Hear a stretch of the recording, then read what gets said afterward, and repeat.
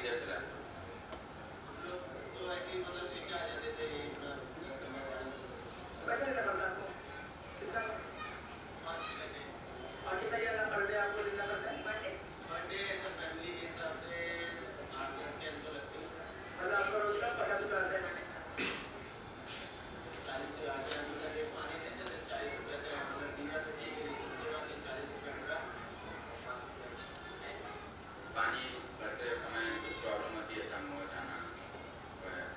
Problem हो जाती है सबसे, जब पानी भरना पड़ता है तो साइकिल से चिमटे में प्रॉब्लम होगी, लाल कर लग देते हैं, करते तो कावड़ा में तो कभी ऐसा कुछ एक्सीडेंट हुआ है, हादसा हुआ है पानी ऐसा आपका पूरा लेकिन साइकिल बहुत खराब हुई, साइकिल की बैंड हुई और पानी का कनेक्शन है घर में?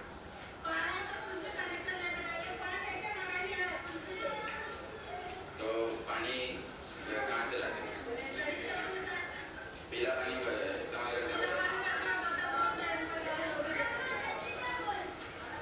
दो किस काम के लिए इस्तेमाल करते हो?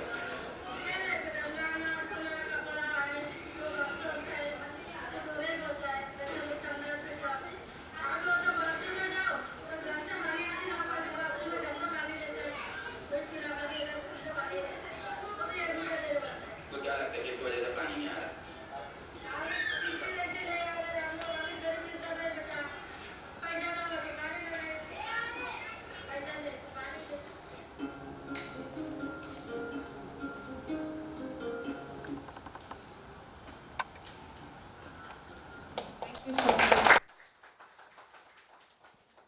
आई थिंक बहुत ही इंटरेस्टिंग था और अच्छा हुआ आपने वीडियो भी दिखा लिया हमको पानी की लड़ाई के बारे में। 2-3 चीज़ें जो आपने बोले मुझे बहुत ही अहम लगे। एक ये जो मूलभूत सुविधा का इशू है, इसके कारण यूथ के ऊपर क्या परिणाम होता है, वो मतलब वो जितना भी आप रिसर्च करो वो तो होगा ही, और परिणाम वो तो वर्स हो रहा जा रहा है। और जैसे आपने बोला स्पेशली पानी का जो सबसे बेसिक है, पानी वाटर एंड सैनिटेशन जो हम बोलते हैं, वो एक विशेष साइकिल जैसे हो जाता है। अगर पानी नहीं मिलता तो अभी इन लोगों ने भी यही बताया, तो उससे हटके कैसे जाना ये एक्चुअली बड़ा प्रश्न है आई थिंक। एंड इसको हमको हमेशा ध्यान में रखना है कि जब हम मतलब युवकों के साथ काम करते हैं कि मूलभूत सुविधाओं के ना होने के कारण क्या होता है और इसके ऊपर क्या परिणाम होता है। दूसरा मुझे लगता है बहुत ही अच्छा लगा कि आपने ये जो स्किल सीखा है रिसर्च करने के लिए, और आपके साथियों जो भी है, आई थिंक ये बहुत ही पावरफुल है। बिकॉज मतलब रिसर्च कुछ आप कॉलेज में जाओ या उस टाइप का एक नोशन रहता है, सिर्फ कुछ लोगों के लिए एक्सेस है। बट जिस तरीके से रिसर्च कर सकते हैं यूथ, जिस तरीके से वो एनालिसिस भी उसका निकाल सकते हैं, आई थिंक ये बहुत इंपॉर्टेंट है। नॉट ओनली कि जिस इशू पे ऊपर आप रिसर्च कर रहे हो, बट ये आपके पास एक स्किल है जो आप आगे लेके जा सकते हो। अगर आप अपने वार्ड ऑफिस में जाके एमईज के वार्ड ऑफिस में जाके बात रखते हो, तो आप ऐसे जस्ट हवा में नहीं बोलोगे कि हमको पानी दो। आप बोलोगे कि शांति नगर के बस्ती में इतने लोग हैं, इतने लोगों को पानी नहीं मिलती है, उनका इतना खर्चा जाता है, और वो एक डिफरेंस आपको बहुत पावर देता है। तो आई थिंक ये बहुत इंपॉर्टेंट है कि ऐसे स्किल्स भी हम कैसे युवा पीढ़ी के साथ शेयर करें। तो आई थिंक बहुत अच्छा था। And thank you again Shakir. I think questions में आपको बहुत फिर से मिलेंगे। Thank you. एक बार अभी हम आसमा से बात करेंगे। आसमा अंबुजवाड़ी की रहने वाली है। उसने बीकॉम कंप्लीट करके अभी एमएसडब्ल्यू कर रही है। उसको सोशल चीज़ों में इंटरेस्ट हो गई है। एंड वो एक यूथ ग्रुप मालवनी युवा परिषद का भाग है अंबुजवाड़ी में, जो बस्ती की इम्प्रूवमेंट के लिए बहुत सालों से काम कर रहा है। और नक्षत्र यूथ ग्रुप का भी एक भाग है जो बस्ती में छेड़छाड़ वगैरह उस टाइप की प्रक्रियाओं के खिलाफ लड़ते हैं और स्ट्रीट प्ले वगैरह बिठाते हैं। तो थैंक यू आसमा, आप प्लीज़ बात करें। थैंक यू आज मुझे ये मौका देने के लिए। सबसे पहले मैं आसमा अंसारी अंबुजवाड़ी से मालाड वेस्ट में एक बस्ती है वहाँ से हूँ। और यहाँ पर मैं एक बोलता कट्टा की साथी हूँ। बोलता कट्टा मुंबई का एक ऐसा फोरम है जहाँ पे मुंबई भर के अलग अलग यूथ जुड़े हैं इस फोरम में, और अपनी अलग अलग तरीके की सोसाइटी, अपनी अलग अलग तरीके की पहचान और समस्याओं के साथ वो बोलता कट्टा से जुड़े हैं। बोलता कट्टा मैंने इसलिए नाम लिया, मैं बहुत सारे प्रोसेस से जुड़ी हूँ, लेकिन बोलता कट्टा इसलिए अहम है क्योंकि उसमें बहुत सारे यूथ जुड़े हैं और उनकी अलग अलग पहचान है। तो मैं अपने साथ उन सभी का भी बात आज करना चाहती हूँ जो यूथ हमसे जुड़े हैं। मैं बात करूँगी एक आदिवासी पाड़ा से जो बोरीवली में है, उनके कॉन्टेस्ट में मैं बात करना चाहूँगी कि जो बैंड्रा और जोगेश्वरी जैसी कम्युनिटी है जहाँ पे मुस्लिम लड़कियाँ हैं, उनकी समस्या उन्होंने जो मुझसे शेयर किया उसके बारे में मैं आज बात करूँगी। कि जैसे मालवनी एरिया में अम्बुजवाड़ी बस्ती है, वहाँ पर पिछले 20-22 सालों से होने के बावजूद भी किस तरीके से लोगों का नामो निशान बस्ती में नहीं है। मैं बात करना चाहूँगी कि जैसे मंडाला या फिर गोवंडी जैसे एरियाज़ हैं जहाँ पे अभी भी ड्रॉप आउट स्टूडेंट है, छेड़छाड़ के बहुत ज़्यादा समस्याएं हैं, एक्सीडेंट होते रहते हैं। और मैं बात करूँगी कि उन गर्ल्स के बारे में जो सभी कम्युनिटी में रहते हैं, उनकी जो भी समस्याएं हैं। जैसे इससे पहले कि सोनाली मैम पैनल पे थे और उन्होंने कहा कि smoking not equal to violence, कि मतलब जो भी चीज़ें हैं ज़रूरी नहीं कि वो उसी से डायरेक्ट लिंक हो, लेकिन वो एक ज़रिया होता है वैसी चीज़ें निर्माण होने का। तो वैसे जो भी चीज़ें मैं शेयर कर रही हूँ ज़रूरी नहीं है कि वो डायरेक्टली लिंक हो रहा है इन सभी मुद्दों को लेके जिस पे ये पैनल बैठा हुआ है, लेकिन वो एक ज़रिया है ऐसी चीज़ें निर्माण होने का। तो सबसे पहले एक छोटी सी स्टोरी से शुरू करना चाहूँगी मैं, जो अभी आज मतलब 2 दिन पहले मैंने ट्रेन में देखा। और दोनों दिन, ये 2 दिन का स्टोरी है। एक तो पहले कि मैं जब गोवंडी से वापस आ रही थी तो मैंने देखा कि एक हस्बैंड वाइफ झगड़ा कर रहे थे और कुछ तो इशू था। वो ट्रेन में बैठे थे, ट्रेन पूरा खाली था, सिर्फ 4-5 लोग उसमें बैठे थे।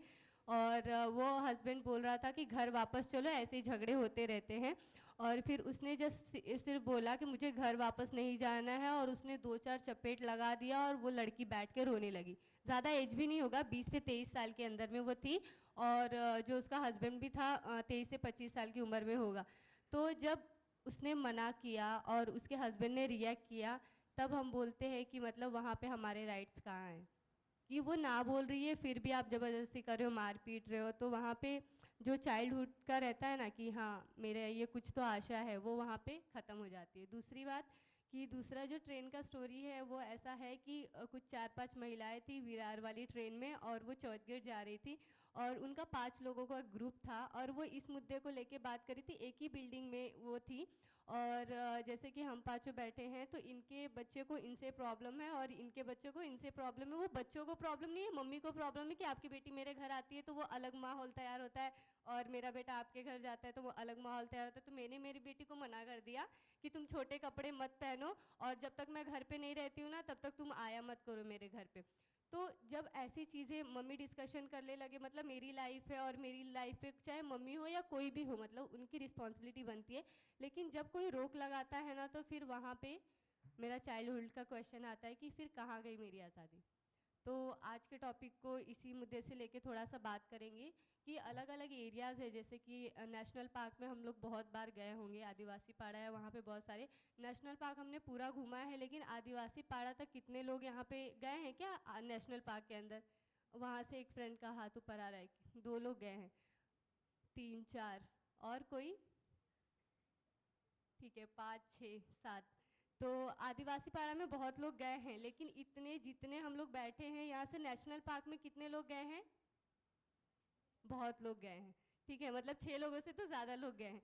तो हम लोग कभी कभी ऐसे जगहों पे जाते हैं और वहाँ पे जाने के बाद भी हम लोगों को नहीं पता कि ऐसे आदिवासी पाड़ा हैं, बहुत सारे अंदर हैं। आदिवासी पाड़े में चूना पाड़ा है, मलय पाड़ा है, तलय पाड़ा है, बहुत सारी जगह है जहाँ पे वहाँ पे आदिवासी लोग रहते हैं। उनकी समस्या ये है कि उनको सिर्फ उनके घर चाहिए। जब तक नेशनल पार्क नहीं बना था ना तब से वो लोग वहाँ रहते हैं, उन्होंने ही वो क्रिएट किया है जगह, और लोग नेशनल पार्क को जानते हैं लेकिन उनको नहीं जानते। और अभी भी वहाँ प्लान चल रहा है कि उन लोगों को वहाँ से हटाना है। बहुत लोगों को तो पालघर में शिफ्ट भी किया गया था, लेकिन उनको वहाँ का रहन सहन नहीं पता तो वो वापस आ गए, क्योंकि वो बचपन से पैदा हुए वैसी जगहों पे, और फिर डायरेक्ट उनको बिल्डिंग प्लॉट में ऐसे कर दोगे या फिर कहीं पे भी, तो वो उनके राइट को मारना जैसा होता है। फिर वहाँ पे क्वेश्चन आता है कि मेरा चाइल्डहुड का और मेरे राइट्स को लेके हम क्या कर रहे हैं।